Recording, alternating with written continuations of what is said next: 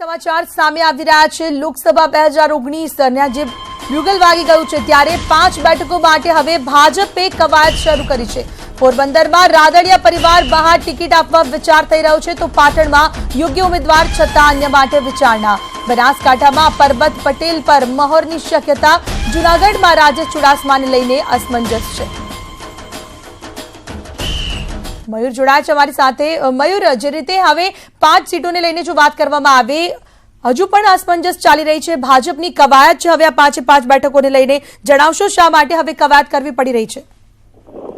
જી બિલકુલ, તમને જણાવી દઉં કે છેલ્લા 3-4 દિવસથી આ જે તમામ બેઠકો છે તેમના જે ઉમેદવારો છે તેને લઈને પાર્ટીની અંદર અસમંજસ જોવા મળી રહેલી છે। અને ખાસ કરીને જો બેઠક પ્રમાણેની વાત કરીએ તો પોરબંદર જે લોકસભા બેઠક છે તે વર્ષોથી રાદડિયા પરિવાર તેની ઉપર દબદબો રહેલો છે અને તે જ કારણોસર રાદડિયા પરિવારે પણ આ જે બેઠક છે તેની અંદર પોતાની દાવેદારી કરેલી છે। પરંતુ પાર્ટી રાદડિયા પરિવાર સિવાય અન્ય કોઈ નવા ચહેરાને ટિકિટ આપે તેવી શક્યતાઓ હાલ વર્તાઈ રહેલી છે। સાથે જ જો બીજી વાત કરીએ તો પાટણ જે બેઠક છે તેની અંદર પાર્ટી હવે તે જોઈ રહેલી છે કે મજબૂત ઉમેદવાર કયો છે।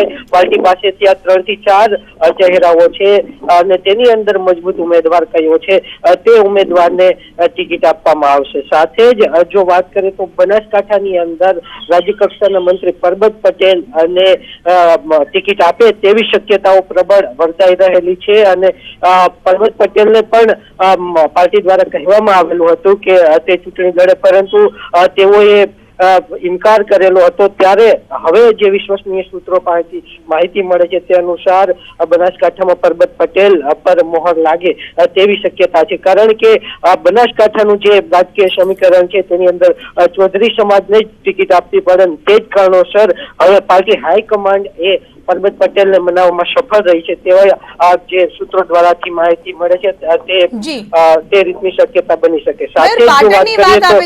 પાટણની જો વાત કરવામાં આવે, ત્યાં નામ ચેન્જ કરવાનું મુખ્ય કારણ શું છે? સામે પક્ષે કોંગ્રેસના ઉમેદવાર? જી બિલકુલ, પાટણ બેઠક છે તેની અંદર ઠાકોર ઉમેદવાર જ મૂકવો પડશે પાર્ટી દ્વારા। જ્ઞાતિગત સમીકરણ તે પ્રકારના છે અને સામે પક્ષે મજબૂત ઠાકોર નેતા જો જગદીશ ઠાકોર અથવા તો અલ્પેશ ઠાકોર આવે તો તેની સામે મજબૂત ઠાકોર નેતા મૂકવા પડે અને તે જ કારણોસર જે વર્તમાન સાંસદ છે તેમનું પત્તું કપાઈ શકે છે અને તેમની સ્થાને નવો ચહેરો મૂકી શકે છે। જો નવા ચહેરાની વાત કરવામાં આવે તો હાલ કેબિનેટ મંત્રી દિલીપ ઠાકોર ની જે પ્રબળ શક્યતાઓ છે તે સામે આવી રહેલી છે। સાથે જ ખેરાલુના ભાજપના ધારાસભ્ય છે તેમનું નામ પણ સામે આવી રહેલું છે। પરંતુ હાલ જે પરિસ્થિતિ છે તે જો અને તોની છે। સામે પક્ષે કેવા પ્રકારનો ઉમેદવાર આવે છે તે પ્રમાણે પાર્ટી પોતાનો જે ઉમેદવાર છે તે મૂકશે। પરંતુ હાલ પાર્ટી પાસે 3 થી 4 નામ એવા છે કે જેની ઉપર પાર્ટી વિચારણા કરી રહી છે। મયુર, મહત્વપૂર્ણ બાબત મહેસાણા સીટની પણ કરી લઈએ। મહેસાણાની અંદર પણ જે રીતે હાલ અસમંજસની સ્થિતિ જોવા મળી રહી છે, ખાસ કરીને જે સમાચાર સામે આવ્યા ગીતા પટેલનું નામ, આશા પટેલના નામને લઈને ક્યાંક નારાજગી પણ લોકોમાં જોવા મળી છે। હવે જોવાનું એ છે કે આ બેઠક પર કોનું નામ સજેસ્ટ થાય છે? જી બિલકુલ, જો મહેસાણાની વાત કરીએ તો મહેસાણાની અંદર ભાજપે 2 ચૂંટણીઓ લડવાની છે। એક તો લોકસભાની ચૂંટણી લડવાની છે અને સાથે જ જે વિધાનસભા ઊંઝા વિધાનસભાની જે બેઠક ખાલી પડેલી છે તેની ચૂંટણી પણ લડવાની છે। અને ઊંઝા વિધાનસભા બેઠકની જે પેટા ચૂંટણી છે તેની અંદર નારાયણ પટેલની જે નારાજગી છે તેને સામનો મહેસાણા લોકસભામાં ન કરવો પડે તે જ કારણોસર હાલ પાર્ટીનું મોહડી મંડળ એ આશા પટેલને સમજાવી રહેલું છે કે તે જે ચૂંટણી પેટા ચૂંટણી છે તે ન લડે અને તેમને બોર્ડ નિગમમાં સ્થાન આપવામાં આવશે। ત્યારે જોવાનું એ રહેશે કે મહેસાણા બેઠક પર કોને ટિકિટ આપવામાં આવે। આભાર આપનો તમામ માહિતી બદલ। વધુ માહિતી માટે સતત આપના સંપર્કમાં રહીશું।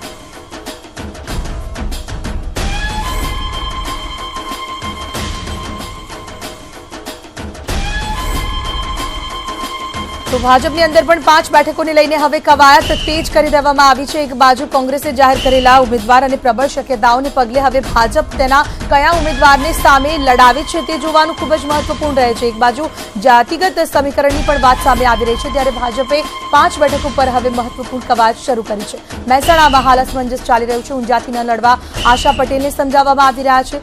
અન્ય વાત પાટણ બેઠકની કરીએ કે ત્યાં પણ ક્યાંક નારાજગી ચાલી રહી છે। હવે જોવાનું એ છે કે ભાજપ કયો ચહેરો ઉતારે છે।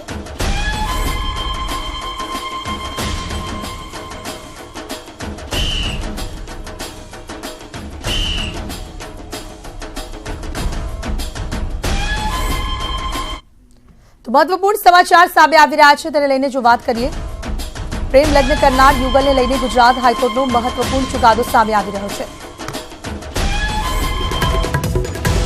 યુગલને 6 મહિનાનું પોલીસ પ્રોટેક્શન આપવામાં આવ્યું। જસ્ટિસ સોનિયાબેન બુકાણીએ આદેશ કર્યો છે।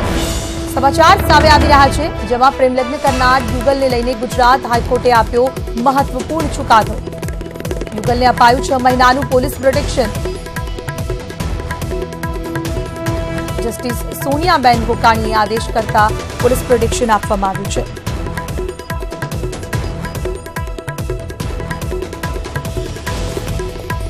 ગુજરાત હાઈકોર્ટનો મહત્વપૂર્ણ ચુકાદો, પ્રેમ લગ્ન કરનાર યુગલને 6 મહિનાનું પોલીસ પ્રોટેક્શન આપવામાં આવશે। જસ્ટિસ સોનિયાબેન ગોકાણીના આદેશ અનુસાર હવે પોલીસ પ્રોટેક્શન 6 મહિના સુધી પ્રેમ લગ્ન કરનાર યુગલને આપવામાં આવશે।